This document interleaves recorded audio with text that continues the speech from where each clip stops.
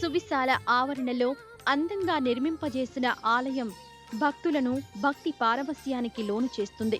శ్వేతవర్ణంలో కట్టడం, పసిడి శోభతో శిఖరం అన్ని సందర్శకులను విశేషంగా ఆకర్షిస్తాయి. చెట్టుపైన సరస్వతి మూర్తి నయనానందకరంగా గోచరిస్తుంది.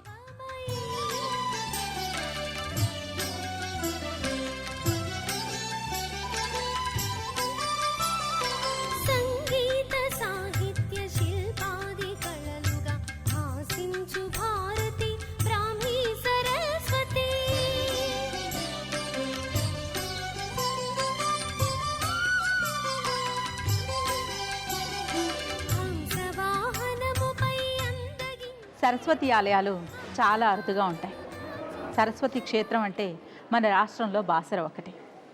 శ్రీ జ్ఞాన సరస్వతి అమ్మవారి మహిమలు విశ్వవ్యాప్తి చెంది భక్తజనగోటి అమ్మ దర్శనానికి తరలి వస్తున్నారు. అమ్మవారి కృపకు పాత్రలవుతున్నారు. అనునిత్యం భక్తుల సంఖ్య అధికమవుతోంది. ఆలయం దినదిన ప్రవర్ధమానమై వర్తిల్లుతోంది. ఇదే అక్షరాభ్యాస మండపం. ఆ విశేషాలేంటో తెలుసుకుందాం రండి.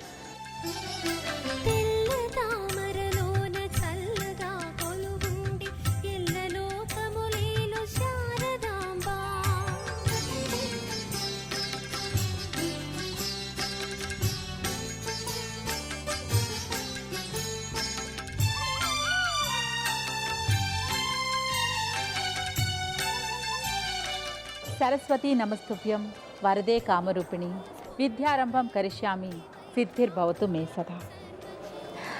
సరస్వతీదేవికి నమస్కరిస్తూ సరస్వతి సన్నిధానంలో ఓనమాల దిద్దితే పిల్లలకు విద్యాబుద్ధులు వస్తాయని మనం నమ్ముతాం కదండి.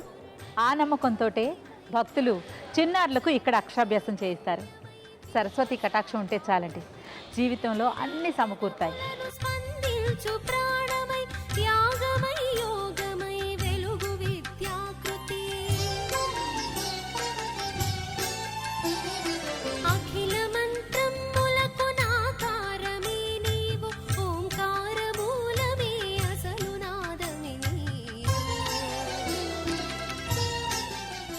ఇది అక్షరాభ్యాస మండపం. ఈ మండపంలో అమ్మవారి సన్నిధిలో అక్షరాభ్యాసాలు జరుపుతారు. చిన్నారులకు ముందుగా ఓంకారం రాయించి విద్యాబుద్ధులు ప్రసాదించమని సరస్వతి కటాక్షం కోరుతారు. మరొక చిన్న మండపంలో కూడా అక్షరాభ్యాసాలు జరుపుతుంటారు.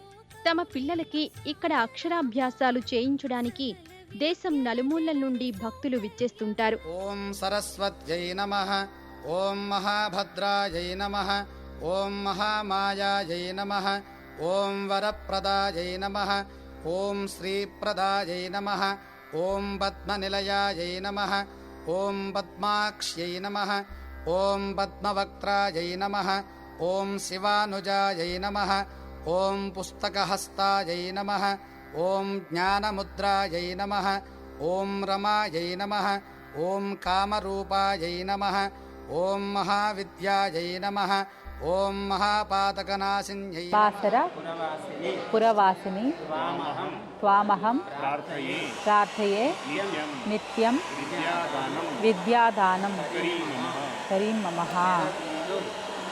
శరబిందు సమాకారే పరబ్రహ్మ స్వరూపిణి వాసర పీఠనిలయే సరస్వతి నమోస్తుతే. మన దేశంలో 2 సరస్వతి ఆలయాలు ఉన్నాయి. ఒకటి కాశ్మీరులో ఉందని అష్టాదశ పురాణాలు పేర్కొంటున్నాయి.